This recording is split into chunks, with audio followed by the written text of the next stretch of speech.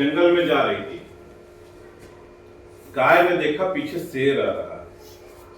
शेर आया तो उसको उससे जान बचाने के लिए गाय भागी। गाय आगे आगे भाग रही थी और शेर पीछे पीछे भाग रहा था। गाय को लगता था अब मेरे प्राण संकट में हैं, अब ये शेर से कितना भागेगी, अभी ये हमको ले लोगे। तो देखा सामने दलदल था, दलदल जिसमें आदमी धंस जाता है।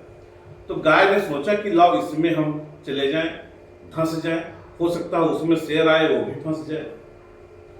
गाय के दिमाग में आया तो गाय क्या हुआ, भागी दलदल में और गई, चारों पैर उसके फंस गए। और शेर भी उसी मूड में था तो शेर भी गया उसी दलदल में फंस गया। गाय वहां खड़ी, शेर यहां खड़ा। अब दलदल में फंसा हुआ था शेर गाय तक पहुंच नहीं पा रहा। अब दोनों खड़े हैं। उसने गाय सोच रही है कि मेरे प्राण अभी संकट में थे, चलो कुछ देर के लिए बचे। और शेर सोच रहा है कभी तो ये निकलेगी तो मैं मार के खा जाऊंगा। तब गाय ने उसके शेर की ओर देखा। किसकी ओर देखा? शेर की ओर। कहा ये बताओ तुम्हारा मालिक कौन है? कि मेरा मालिक कौन है? मैं तो जंगल का राजा हूं, मेरा कौन मालिक है? मैं तो सबका मालिक हूं। फिर बस यहीं पर तुम हार गए। मेरा मालिक है और अभी वो खोजते हुए आएगा और मुझे यहाँ से निकाल लेकर चला जाएगा और तुमको नहीं छुएगा क्योंकि तुम मालिक को मेरे खा जाओगे।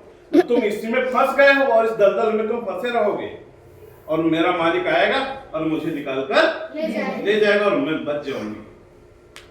सारांश क्या है?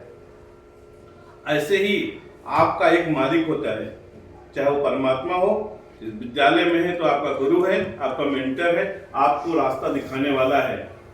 ठीक, अगर आप अपने पथ प्रदर्शक से, अपने मालिक से, अपने मेंटर से, अपने टीचर से जुड़े हुए हैं तो आपको सारे रास्ते समझ में आएंगे और आपका जीवन बचता चला जाएगा, सुखमय हो जाएगा। और अगर आप शेर की तरह खुद ही मालिक बनकर बैठे रहे कि हमसे ज्यादा ज्ञानवान कोई नहीं है तो फिर आपको प्राण संकट में है।